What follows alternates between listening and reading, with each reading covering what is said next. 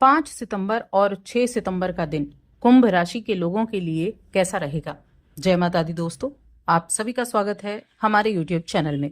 चलिए सबसे पहले हम इन 2 दिनों के तिथि नक्षत्र के बारे में जान लेते हैं, उसके बाद उसके प्रभाव के बारे में जानेंगे कि ये 2 दिन आपके लिए कैसे रहेंगे। तो देखिए 5 सितंबर ये शुक्रवार का दिन है और शुक्ल पक्ष चल रहा है, उसकी त्रयोदशी तिथि रहेगी जो कि सुबह तक है। यहाँ चंद्रमा मकर राशि में है और श्रवण नक्षत्र में है। योगों की अगर हम बात करें तो शोभन नाम का योग, अतिगण नाम का योग, सर्वार्थ सिद्धि योग और रवि योग, ऐसे 4 योग बन रहे हैं जिन योगों को शुभ योग कहा जाता है। और इन 4 शुभ योगों में इस दिन का जो प्रभाव है उसके बारे में जानेंगे। 6 सितंबर शनिवार का दिन है और ये शुक्ल पक्ष की चतुर्दशी तिथि भी है। इस दिन चंद्रमा मकर राशि में सुबह 11:20 तक है, उसके बाद कुंभ राशि में आ जाएंगे और घनिष्ठ नक्षत्र में रहेंगे। यहाँ जो सूर्य जो है सिंह राशि में है और पूर्व फाल्गुनी नक्षत्र में थे, उसका पद चेंज होगा। योग की बात करें तो रवि योग बना हुआ है और साथ में सुकर्मा नाम का योग भी बना हुआ है, तो ये योग बनने वाले हैं। अब इन योगों में ये 2 दिन आपके लिए कैसे रहेंगे, क्या चीजें आपके लिए फायदेमंद रहेंगी, चलिए जानते हैं। तो आगे बढ़ने से पहले छोटा सा निवेदन, चैनल पर पहली बार आए हैं, अभी तक चैनल को सब्सक्राइब नहीं किया तो जरूर कर लें।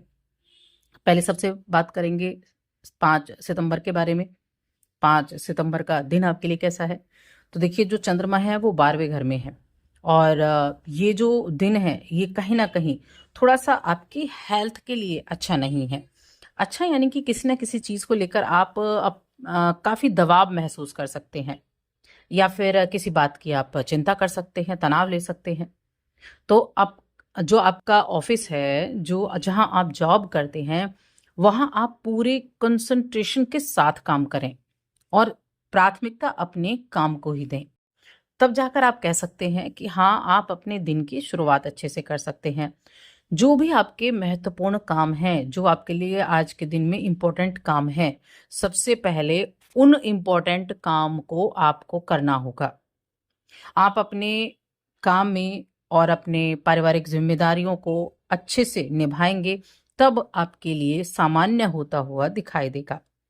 वैसे तो शाम का समय आपके लिए ज्यादा अच्छा बनता हुआ दिखाई दे रहा है। देखिए 4 योग बने हुए हैं। अब ये योग क्या है, 12वें भाव के चंद्रमा और साथ में नक्षत्र, जो कि नक्षत्र की वजह से इस दिन उसमें आपको थोड़ा सा काम का प्रेशर देखने को मिल रहा है, क्योंकि 12वें भाव के चंद्रमा वैसे भी और श्रवण नक्षत्र में हो तो थोड़ा सा आपको प्रेशराइज कर ही देते हैं। इसके अलावा अगर बाकी चीज़ें देखी जाएं, जैसे आपका बिजनेस हो गया, आपकी फाइनेंशियल कंडीशन हो गई, आपका फैमिली हो गई, तो इन मामलों में फिर भी मैं कह रही हूँ अच्छा दिन रहने वाला है। देखिए हम कई बार ख्यालों में ज़्यादा जीते हैं, कल्पनाओं में ज़्यादा जीते हैं। ऐसे हो जाएगा, ये कर लेंगे, ये योजना बना ले, उस योजना पर काम करेंगे तो ये चीज़ें मिल जाएंगी।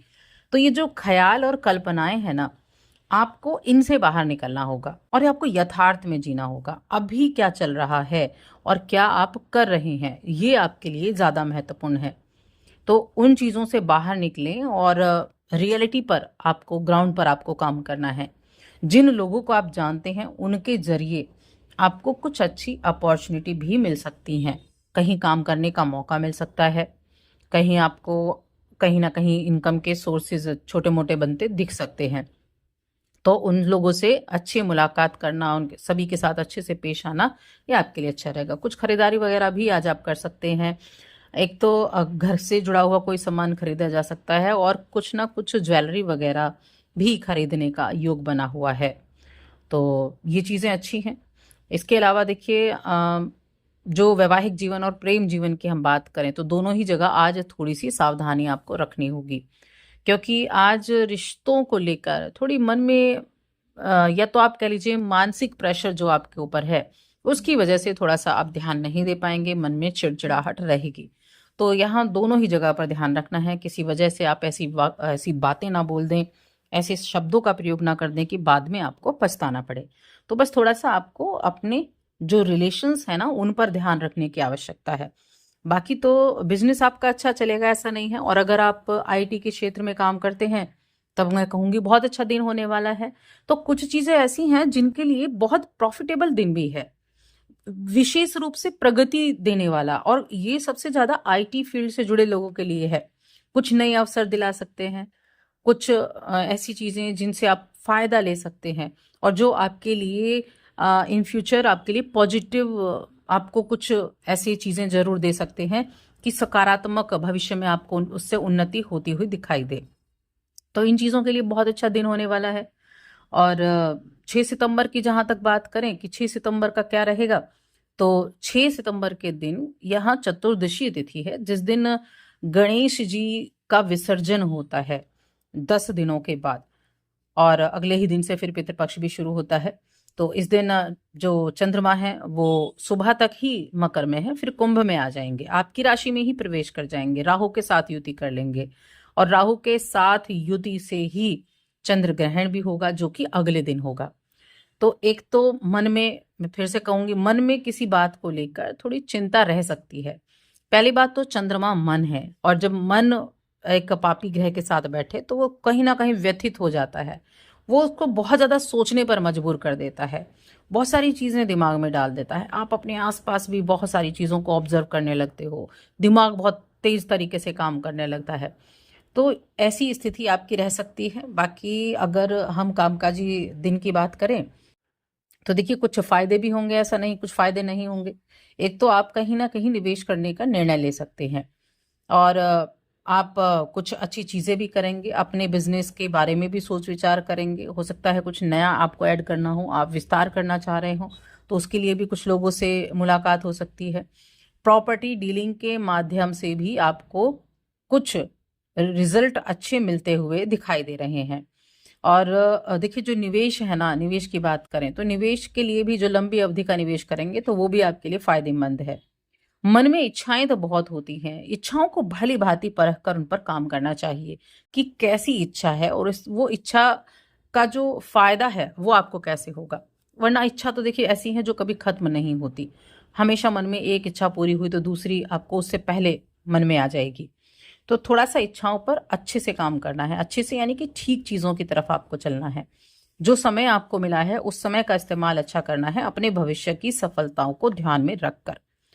रिश्तों के मामले में ये जो दिन है, तो यहाँ राहु तो है ही आपके जो राशि है उसमें, और सामने बैठे हुए हैं सूर्य और बुध और साथ में केतु, अब चंद्रमा भी यहाँ आ गए हैं। तो ये थोड़ा सा, एक तो जो आपका वैवाहिक जीवन है उसमें थोड़ा सा चिंता बढ़ा सकते हैं। आपको अपने पार्टनर से सीधे बात करनी चाहिए, सीधे बात यानी कुछ मन में है तो उसको सामने वाले को आप कह देंगे तो अच्छा रहेगा। मन की बातें, मन की चाहतें सामने बताने से संबंधों में नई जान आएगी, और आपको जो एक एक प्रेशर आप झेल रहे हैं, मेंटल प्रेशर है, एक बोझ है, उससे छुटकारा मिलेगा। तो ये चीजें कहीं आपके ऊपर भी डिपेंड करती हैं कि आप किस तरह से अपने रिश्ते को लेकर चलते हैं। अपने संबंधों को साफ रखें, आप बातचीत अपनी एकदम क्लियर रखें, पारदर्शिता आप बनाकर रखें तो चीजें फिर भी ठीक रहेंगी। नौकरी करने वाले जातकों के लिए फिर भी मैं कहूंगी ठीक ठाक दिन रहने वाला है, उतना ज्यादा कुछ बहुत ज़्यादा ऐसा प्रॉब्लम वाला नहीं है। हेल्थ के मामले में थोड़ा मेंटल टेंशन ही है, तो उसको आप अवॉइड कर सकते हैं। अवॉइड यानी कि आप मेडिटेशन कर सकते हैं, आप ऐसी चीज़ों में फंसने से बच सकते हैं जो चीज़ें आपको परेशान कर रही हैं, ये कार्य आप कर सकते हैं। अब उपाय क्या करना है? उपाय के तौर पर एक तो अभी जो चंद्रमा है वो 12वें भाव में है, और चंद्रमा पीड़ित भी है, 12वें भाव में भी रहेंगे और फिर आपकी राशि में आएंगे तो राहु के साथ रहेंगे। तो मैं कहूंगी भगवान शिव की आराधना करना, भगवान शिव का अभिषेक करना, ओम नमः शिवाय मंत्र का जप करना, या फिर महामृत्युंजय मंत्र का जप करना, ये आपके लिए अच्छा रहेगा। तो बस आज की इस वीडियो में इतना ही। वीडियो कैसी लगी कमेंट करके जरूर बताएं।